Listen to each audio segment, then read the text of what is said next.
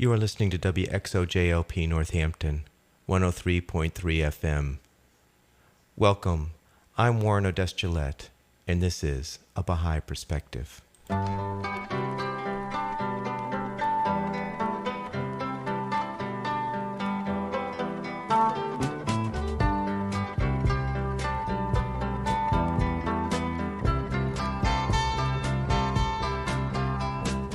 A Baha'i Perspective is a radio program that examines contemporary issues in a unique spiritual perspective based on the principles of the Baha'i faith.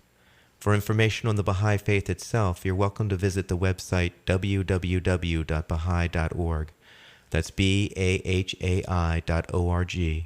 Or you can call the toll-free number 1-800-22-UNITE.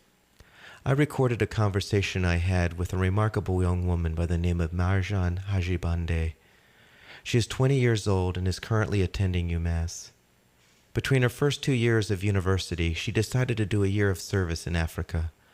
I began our conversation by asking Marjan where she grew up and what was it like growing up there. Originally, I'm from Isfahan, Iran. Okay. That's where I was born. My sister and I were both born there. And at the age of about 3 and 4, we left Iran and through a very roundabout way, ended up in Las Vegas, Nevada, where I've spent most of my life since then. What was the circumstances that caused your family to leave Iran? Seeing as how my parents, after having my sister and I, began more than they had before to plan their future and our family's future, they decided it would be much more conducive to our upbringing to leave Iran at the time.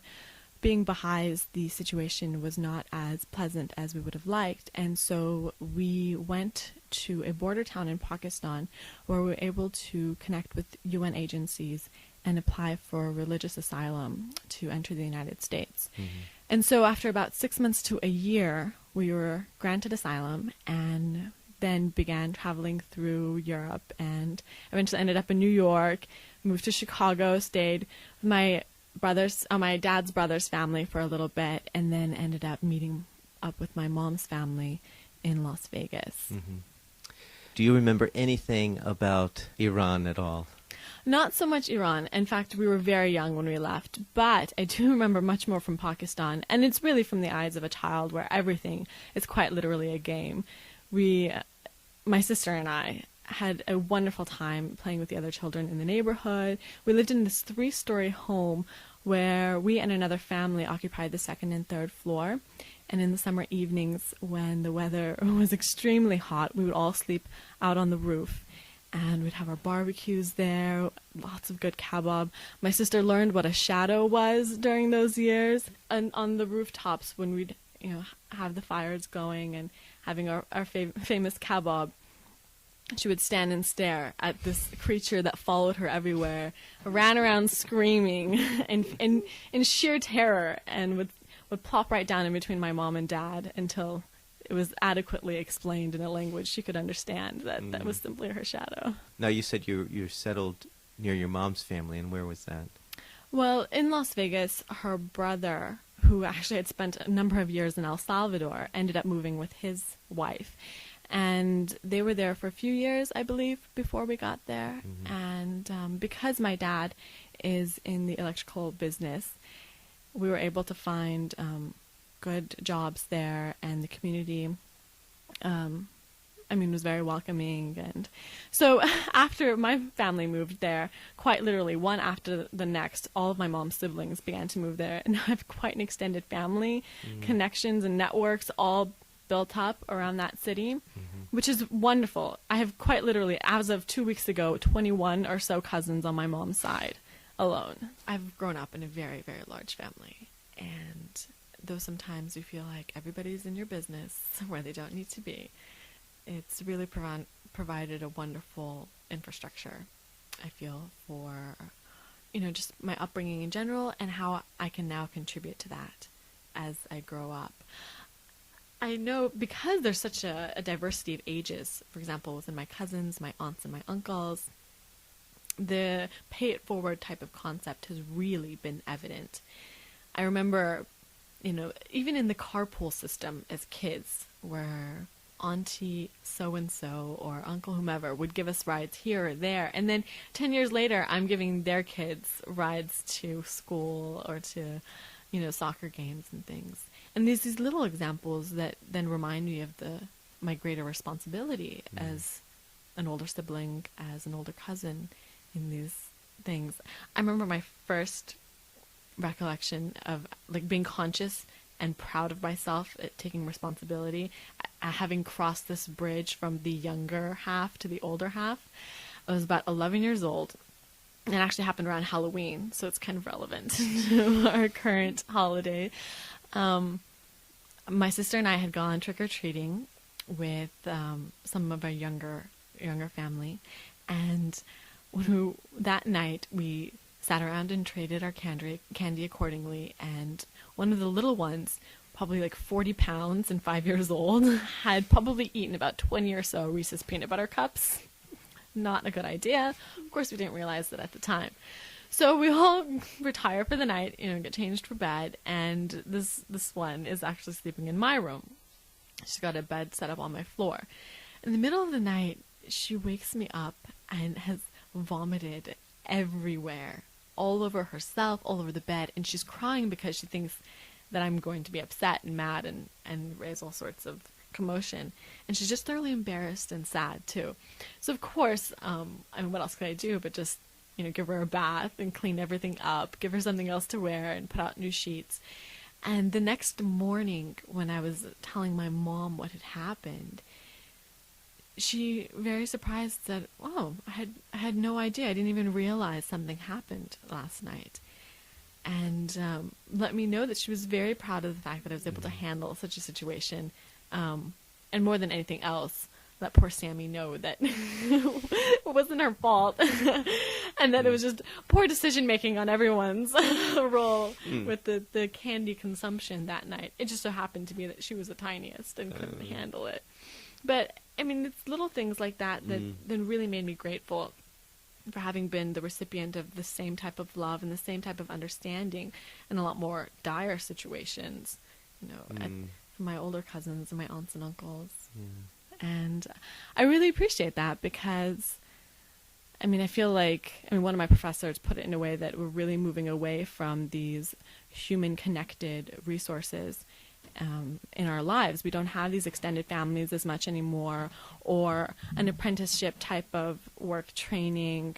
We really do just sit in front of a monitor sometimes for the rest of our existence. What do you remember about growing up in Las Vegas? I know it sounds kind of odd because Las Vegas doesn't seem to be the place one would leave a poor situation to then raise their children in. It seems kind of,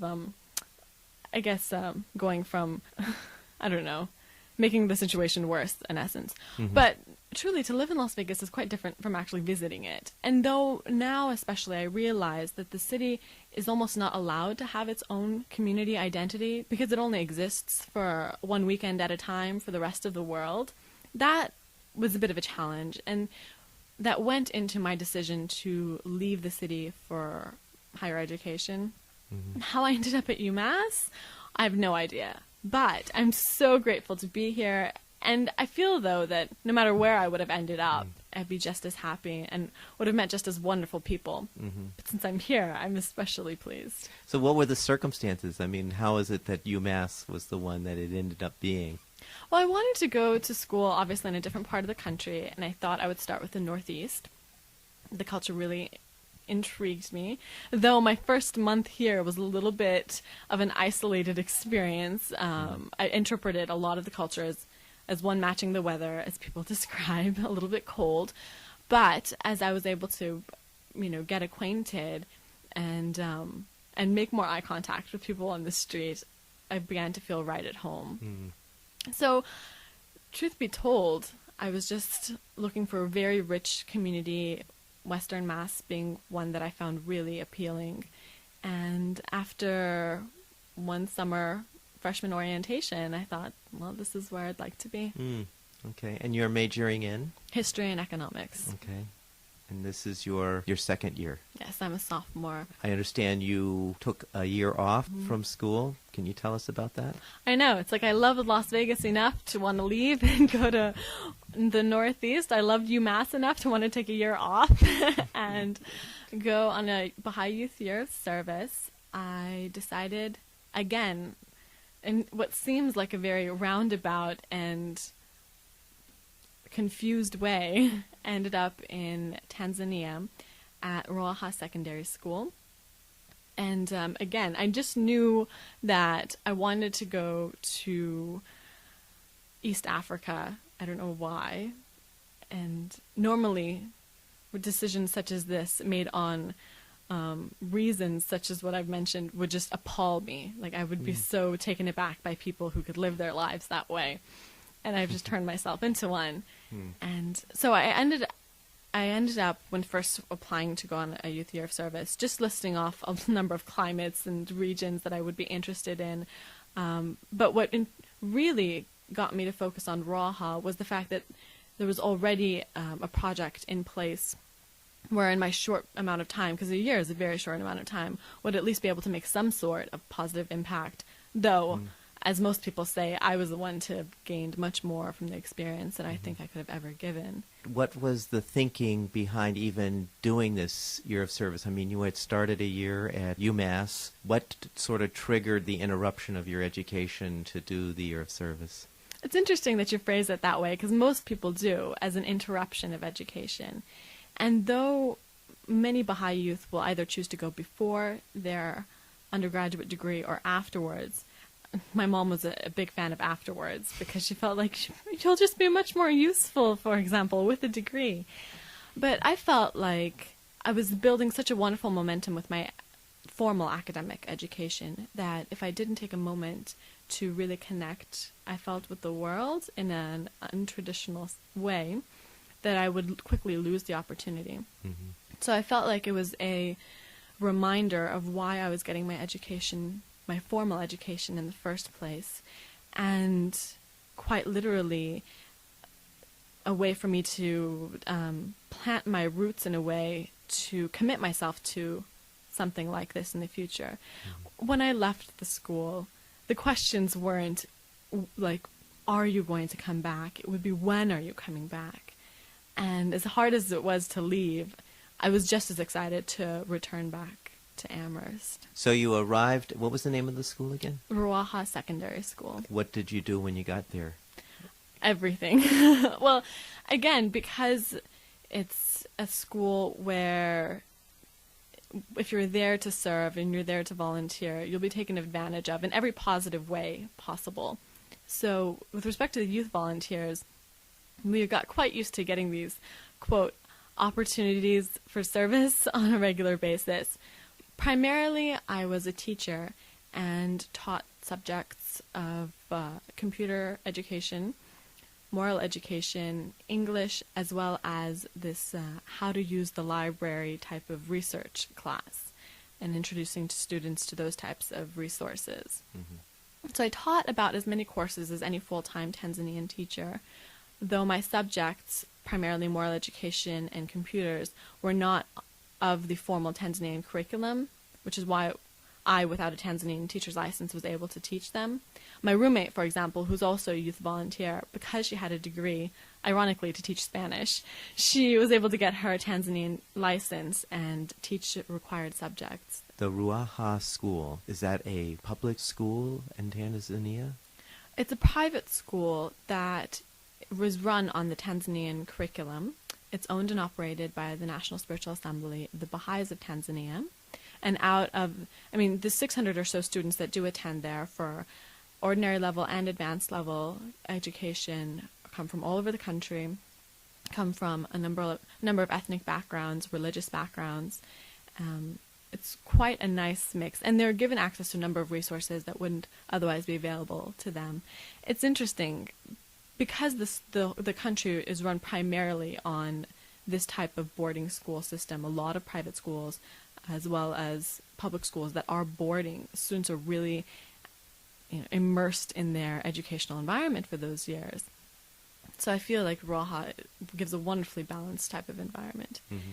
Just to give a few other background notes, because Tanzania has a dual language system, children attend primary school in a Swahili medium, but with an English subject. And theoretically, this would give them enough proficiency to start their education in an English medium school, which all secondary schools are. However, this isn't always the case. So additionally, Roha offers a number of, for example, pre-Form 1 courses that help students get ready in order to take chemistry and literature and everything else in English. I remember I probably showed up to Iringa looking like a wreck, because it is about a 7-hour bus ride from Dar es Salaam to Iringa. And of course, I was having a little bit of difficulty adjusting to the food and water, not by tastes, because it tasted great, but had a little bout of dysentery right from the get-go, and was trying my best to hide that in my facial expressions, but people saw right through me. And I had a little bit of difficulty, wanting to rid everyone of that she's going to drop at any moment type of idea. So I tried really hard to do that. The harder I tried, the worse it got. So as soon as I was able to let go, and I guess it seems like I stepped back a little bit, things began to really develop more positively. And I remember, because everyone, I think, or I hope, at least has that one moment of maybe regretting making a decision of taking a year off school and going to a completely foreign seeming area. And I remember that first night in Iringa, going to sleep in a very dusty mosquito net, thinking to myself, maybe this was a mistake. And by the next morning, when really interacting with the people for the first time and seeing the school and who would eventually be my students and best friends, it all began to melt away. I was actually having a conversation with some people from the area and used the phrase, well, back home we do it like this. And immediately someone caught that and asked me, well, back home, by that do you mean your apartment just on the other side of campus? And it really made me think that even giving that impression that my foot was out the door, or that I wasn't fully invested in this or what was and continues to be my home, in a sense, that as soon as I was able to abandon that, I was able to really show how much I cared for that community. And boy, was it difficult to leave. And I know everyone says that, and I'm glad everyone says that, because if you can't say that, then I don't know how effective the time could have been spent, as effectively the time could have been spent. What was the age group of the kids? What are some of the experiences you had with them? It is a secondary school, so it can be compared to our level of high school students. At the same time, because students there begin their education rather late, probably age 6 or 7, and often experience many interruptions along the way due to family constraints and working, they can range, upwards of mid to upper 25 and 30 years old in secondary school. And it does occur. At the same time, when they're in secondary school, they have a tendency to act like they're in secondary school. And it can be a sensitive subject. So normally it just wouldn't come up. You just treated students as students, and faculty and teachers were treated as such. Even though I was occasionally or often younger than my students, it wouldn't come up as a point of conflict. How many classes did you teach? Daily, probably 4 hours of actual teaching, and the rest more administrative time, or working in the library or in the computer lab. So I remember my first few classes, and I had an interesting challenge because I had some experience teaching, especially like English as a second language and a few other subjects. I spent a lot of my extracurricular training in high school just standing in front of a crowd and lecturing. So I felt fairly confident doing things like that and had a few early successes. This, of course, really boosted my ego. I could barely fit my head through the door, and I was obviously setting myself up nicely to be knocked down rather quickly. And I'll never forget walking to a class of about 40 students. And I think one of the reasons that our relationships had been so wonderful thus far is because there was a wonderful mutual respect. And as soon as they were able to smell a little bit of arrogance on my part, they let me have it. And I feel that they did it in a right or correct way. I left that classroom quite literally with tears behind my eyes, but just couldn't show it. And I couldn't help but thank them at the end of the year for really letting me in on something that I wasn't even aware of, whose growth had become a bit normal and really detrimental to my, building of character. So what form did this take? I didn't realize. Well, of course, I imagined it could be hard to control 40 students doing 40 different things and not at all paying attention to what I was talking about in the front of the classroom. And that, was it, 80-minute period was literally the longest period of my life. I at one point gave up and just kind of sat down and let the chaos continue and just supervised for the sake of not having it apparent that I left the classroom early. And then how did it transform? I had that class about 2 days later, because immediately it clicked and I began to make some changes. And as we were going through the curriculum, a lot of my classes, there was a lot of room for changes to go with the pace of the students as well as their interests.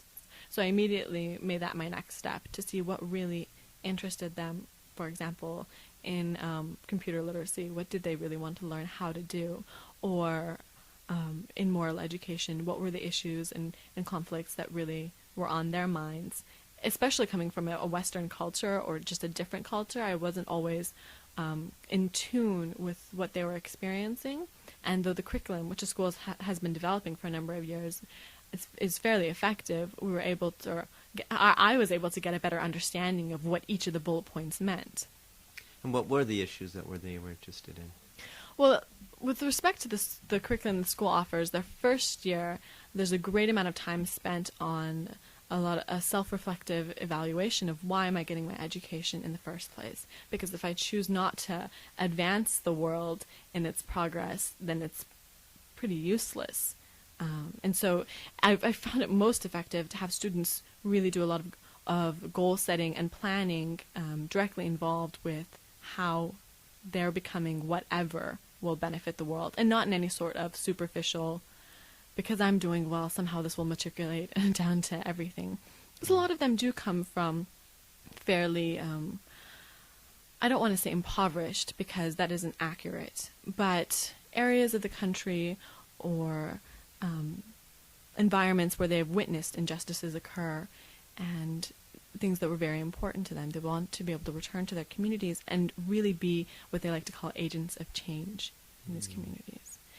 And in addition to that, as they continue, they're really interested in how the different religious perspectives kind of play a role in that, because, like I said, the school's student population was quite diverse in its religious affiliations. And what so, are the various religious affiliations? They have a great Christian and Muslim population, naturally, a good Baha'i population, as well as a few pockets of Hindu and Sikh and a few other religions present. So, and because a lot of the curriculum obviously draws on these different religious texts, they were interested in seeing the parallels as well as sometimes the deviations. So how did the various religious factions operate in the school? Well, naturally, students being in that age where they are, if not maybe for the first time, continuing to understand why they believe what they believe, or occasionally, when it is the first time, experiencing that shock of that first question of why, or if I can't make sense of this, why am I doing this? So it would occasionally come up between the students. At the same time, there is that pride that the students also exhibited that encouraged them to really commit their religious ideals to heart and then carry them forth in as amiable a way as possible. It's interesting there because religion is part of the curriculum too, but at the same time it's only your own religion that's necessarily part of your curriculum. I remember, so every Wednesday afternoon for religion class, like the whole school would just restructure all the classrooms and switch and go into their different forms by religion. And there would be a lot of community members who would come in to teach those classes specifically. The school staff often does a lot of outreach programs for the general area around Iringa, as well as other rural areas and urban areas around Tanzania. They do parenting workshops, seminars on nutrition and prenatal care, a number of things. And for one of these parenting workshops specifically, they had asked for my participation. And I wasn't quite sure how I fit into this, being a 19-year-old girl who had no children of her own. They actually said that they were looking for a fun morning activity because they know it's difficult for people to show up on time to these things, and they wanted something to reward those who showed up on time, and at the same time not be part of the program such that they'd have to repeat it in the afternoon. And they were actually looking for a cooking demonstration of some sort. So I thought, sure. What can I make that's with the resources available that hopefully they'll actually be able to do when they get home? And the first thing I thought of was my mom's carrot jam. And so I went and bought like a whole bucket of carrots, a lot of sugar, some limes, and I was ready to go. I spent the whole night before in my Martha Stewart way preparing each step of the process of making the jam, and showed up that morning with my gear. And this jiko, which is like a charcoal stove that I'd be making it on. And we sat and we waited, and nobody showed up. Absolutely nobody showed up. And now I'm beginning to appear agitated. This is still in my first few months of service there, and I'm still letting go of a lot of things that I used to covet as far as personality traits were concerned. And one of that is this really obsessive compulsive, often unreasonable attachment to what I consider to be valuable use of time. So I'm sitting there, tapping my pen or fidgeting, walking around, wondering what's going on, and the other presenters are noticing this, and probably, and I hope they were laughing about this internally, because I was being so stupid. And I'd really turned this whole thing around and centered it on myself, because I imagined, this is my Saturday. When am I going to do laundry? When am I going to go grocery shopping? I'm not being unreasonable. I've got exams to mark. This isn't just me wanting to go buy like congas and kitenges at the market. This is serious. I spent all this time preparing the materials. So eventually, at about, 1 p.m. probably, like 5 hours after we had showed up that morning, people began to drift in just a handful. And I came to find out that the reason so many people who had been extended invitations didn't even show up or were forced to come so late is because there were a number of funerals in the village across the street from us. And when funerals occur, it really is a community event. And I immediately wanted to sink into the ground, because I had managed to shift this entire opportunity for service on my personal schedule, and felt so selfish and so ridiculous in the way that I imagined I was going to be serving, so to speak. I had all these ideas and all these understandings about what my youth year of service would be, and all that time I was, creating it in a self-centered way. So, after feeling very embarrassed at the obvious transformation that occurred that afternoon, we were able to make a lot of wonderful jam and enjoy it with our tea and our biscuits. And then I ended up staying for the rest of the workshop. Though it was entirely in Swahili, I was able to glean a lot from just being with everyone and doing these cooperative activities and these demonstrations and course materials that I eventually had to go home and translate a little to really understand. You mentioned the language. So were you able to pick up the language? Because I was at an English medium school, obviously most of my day was spent speaking English. At the same time, you couldn't go into town to do anything without knowing a bit of Swahili. And it's a language that was like a complete joy to try to learn. And though I feel like I knew enough to get around and, and make a fool of myself occasionally with my pronunciation. And these are things I love to do because I feel like if they were able to, and by they I mean my new community, were able to see that out of my sheer love for them and for the language, would make a fool of myself in my attempts to learn it, well, then it was completely worth it. So yeah, I feel like it's a language now that I'm back that I'd like to continue studying. Mm-hmm. So I'm really excited they're offering it at the 5 college level. Yeah. Oh, so it's like with this individual tutoring. So I'm excited. Very good. Now this is a privately run school by the Baha'is. What is the community's perception of the school and the government's perception of the school? It is a rather it's a rather unique school in the country, in that it was one of the first to not include corporal punishment and caning as part of its policies, and it would still maintain record-breaking exam scores for their Tanzanian national exams. And because of this, obviously there was a lot of attention attracted, sometimes positively, sometimes negatively. People assumed that there was some sort of foul play going on, and then it, at the same time, allowed the school to really demonstrate its merits and how it was able to do this without caning, for instance.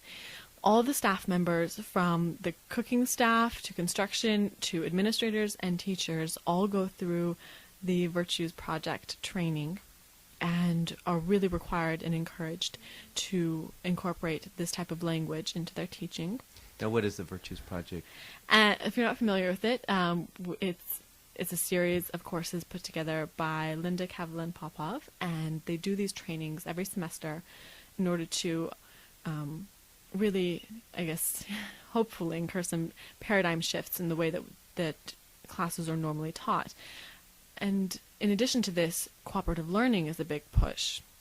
And these are all things that are quite slow coming, because these are teaching styles that aren't normally used in that area. I mean, it really is a memorization game, but as a whole area seems to be transforming into a more skills-based type of assessment and development in the students. It's becoming increasingly important.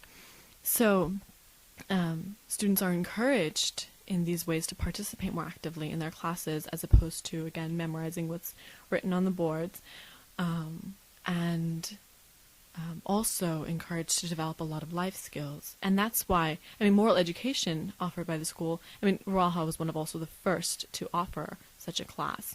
And again, with a lot of resistance, students felt like it was a waste of time to be able to have to take moral education classes that wouldn't have material expressed in the national exam. Or even computer literacy classes were initially thought of as almost ridiculous because it's not, again, tested on the national exam.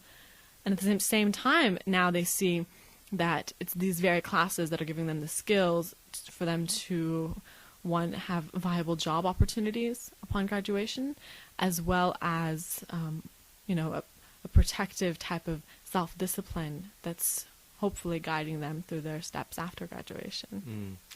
And what kind of subjects are covered, let's say, in the moral education curriculum? So discussed briefly the first introduction to that subject, and that's why you're getting your education in the first place.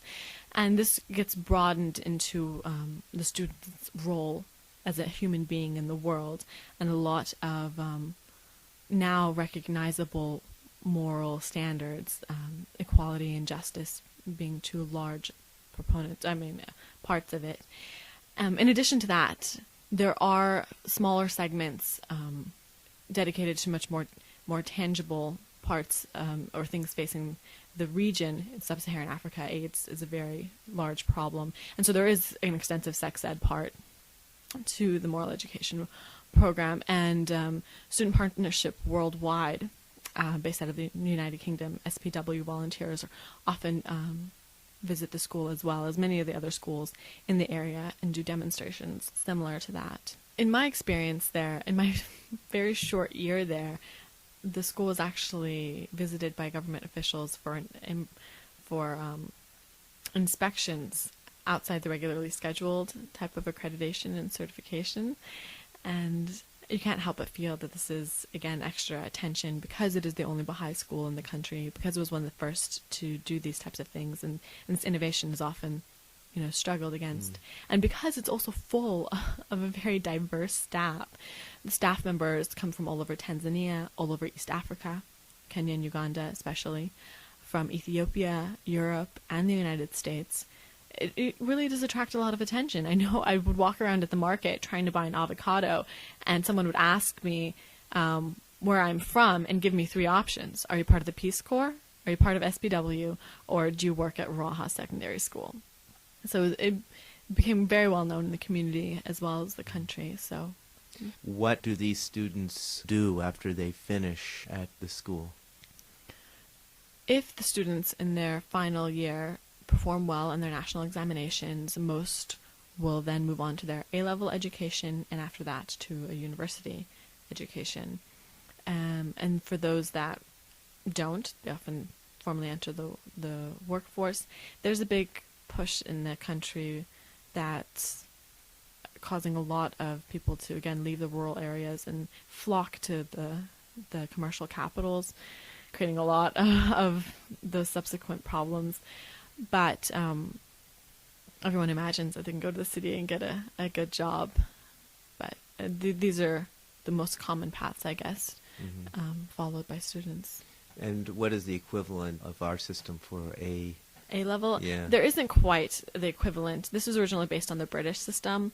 And so you have Form 1 through 4 is your ordinary level education. And then those who want to pursue a university degree would first have their advanced level education with the more concentrated curriculum, and those are more normally in 3 subject concentrations. For example, HGL, which is history, geography, and literature, or like BCG, which is biology, chemistry, and geography. I don't know. And there's like a number of different combinations that you would then pursue before entering the university formally. We'll return to Marjan after a short break. You're listening to WXOJLP Northampton, 103.3 FM, and this is A Baha'i Perspective.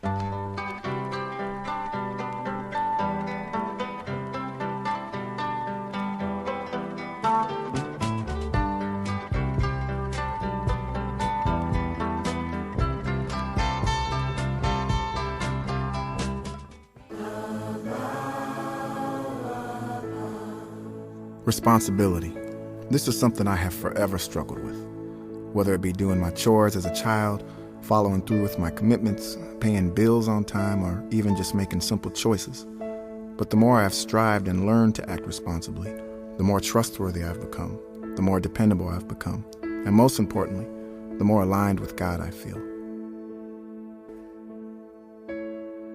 Tolerance is a good place for me to start. If I can be tolerant of a situation first, then I get to follow it through with other virtues like love and patience and kindness that support my act of being tolerant. Well, courage to me is a way to get through fears and troubles. When I'm scared, I always tell my parents how I feel with confidence and bravery. They help me work out my problems. After that, I feel more courageous.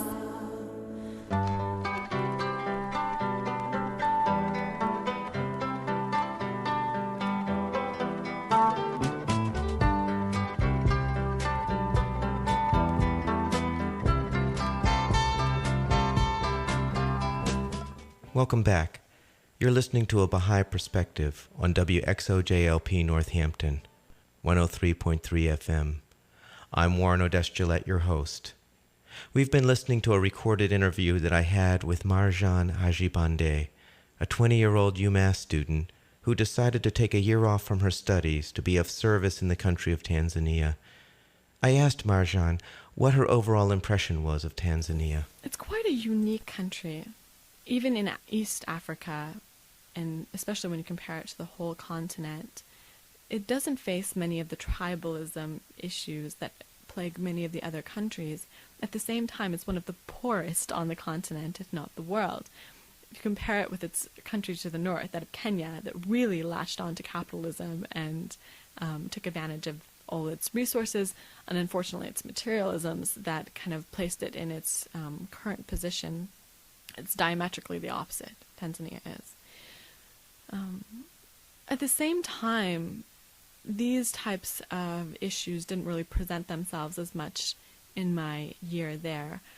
I was able, I think, to appreciate my students and the classes and the culture and the little bit of traveling that I was able to do on a level that was just purely able to appreciate the country without necessarily criticizing, though I felt it has a number of areas where, just as any country, it's stubborn to improve. And you were able to get out to travel about in Tanzania? Indeed. During my school holiday break, I was able to visit Ruaha National Park, Zanzibar off the coast, as well as the Baha'i House of Worship in Kampala, Uganda.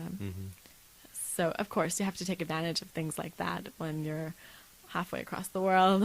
And what's traveling to those countries like? Well, difficult in the sense that it's not a very airline-friendly type of region, so you are taking buses for very long periods of time. In fact, the longest leg of which from Dar es Salaam, which is about the commercial capital of Tanzania, to Kampala, Uganda, is anywhere from a 24-hour to 30-hour bus ride, where in the middle of the night you hit the Kenyan borders and have to do all sorts of passport checks and things that if you're not familiar with at least some of the language or just what to expect can be a little nerve-wracking. While I was there, I had the pleasure of visiting a lot of the homes of my students and co-workers, one of whom being another youth volunteer. Her name is Maria. She's a Tanzanian who actually had graduated from Ruaha a few years before, and she was there also doing a year of service. And for the holiday break, she had grabbed a couple of the Western volunteers and said, "You are coming to visit my in-laws' compound in Mbozi, and I'm not taking no for an answer." So, I mean, it was quite an amazing trip, the whole thing, because it happened kind of, well, it did happen at the very last minute. Seeing as how a lot of the Muslim holidays or holy days recognized are only known, after midnight the previous night. We were lucky to have about a 5-day weekend. They were like, that's it, we're leaving now. And after having not slept at all the night before, trying to prepare for this trip, and doing laundry is a little bit difficult when you have to let it air dry, we finally were on our way. And through a number of different transportation routes, I mean, part of the trip I ended up standing on a bus for about 2.5 hours, and completely worth it. And this was after having not slept the whole night, so I'm visibly falling asleep. And of course, there was someone who offered me their seat, and we did a bit of a rotation because nobody wants to stand for that whole amount of time. We finally get to our first junction, and we're already really behind schedule. And so we begin our walk, and this is still in the rainy season, and our shoes and feet are just getting caked with mud. So much so that it's really slowing us down. We eventually make those 10 kilometers barefoot, and in the dark. But of course, there was this beautiful moonlight that really guided our way. And of course, this is Maria's home, so she's not concerned, though we're a little bit nervous. We learned a lot of tricks, like in the rainy season, you walk where it's dark instead of where it's light, because that's where the light areas are where the puddles are. And I learned that the hard way, having fallen. And it was towards the end of the trip, too. It's always like that. You feel really confident. You're like, I've made it this whole way. And then you splatter your whole self on this muddy road. Yeah. But I remember getting to her home and being given this amazing welcome by everyone there. And not in any kind of freak show type of mentality, that there's these two people here that obviously don't look like anyone else and gather all sorts of attention negatively in that respect. But it was a really extended family type of welcome. And they were half impressed and just half entertained at the way that we'd already quite assimilated ourselves in the culture with the practices, the daily routines that, and really do become as easy as seemingly difficult they appeared. But I remember one of my last nights there, I ended up getting a number of spider bites. That's what I assumed they were, because my leg had become badly infected, and pus literally oozed for weeks after that. But at that time I had such a bad fever that I couldn't travel the next day. And because we weren't sure if it was definitely from the spider or also from the water that we were drinking, and they sent some kid on a bike for about 20 kilometers just to get me bottled water. And this was someone whom I had just met maybe a couple days previously. And just to be really taken care of, not ever really being worried as bad as the situation may seem, because you know that you're in good hands. Like, I'll always be grateful for that. So how long did it take you to get back on your feet? I left about 2 days after I had intended to leave, and again accompanied by one of Maria's relatives, one of her cousins, who got us back. Literally would not leave until we were on the appropriate bus heading in the right direction. When did you return to the States after? I left Raha July 3rd this summer, and I spent a week visiting a few friends in Italy, and then I made my way over to Las Vegas. So I was there by the 10th of July. Immediately received this warm welcome from my family. It was actually quite ironic. My mom's youngest sister and her family had just moved to Las Vegas, but the day before my arrival. So here they were at the airport welcoming me to Las Vegas when they had just gotten there. Wow. And then you came back to UMASS for this semester. Exactly. I was here right before Labor Day weekend. Yeah. What do you envision your plans for the future? My plans for the future are a wonderful gray cloud at the moment. Gray not because it's depressing, gray because I'm thoroughly confused and enjoying it. I really enjoy the subjects I'm pursuing, history and economics, and really chose them because I felt like they've been making me a much more well-rounded individual. At the same time, I don't know how I'm going to develop this into a more concrete sort of calling and occupation, but I feel very much at home in an academic setting, and so anticipate going to graduate school, probably somewhere in the South, because I've got to keep this tour going, right? And it really has been an especially culturally enriching experience living somewhere else, and this is a huge country, so I want to be able to continue that. I hope you enjoyed that interview with Marjan Hajibandeh, a second-year student at UMass who has just recently returned from a year of service in Tanzania. If you want specific information on the Baha'i faith itself, you're welcome to visit the website www.baha'i.org. That's BAHAI.org. Or you can call the toll-free number 1-800-22-UNITE.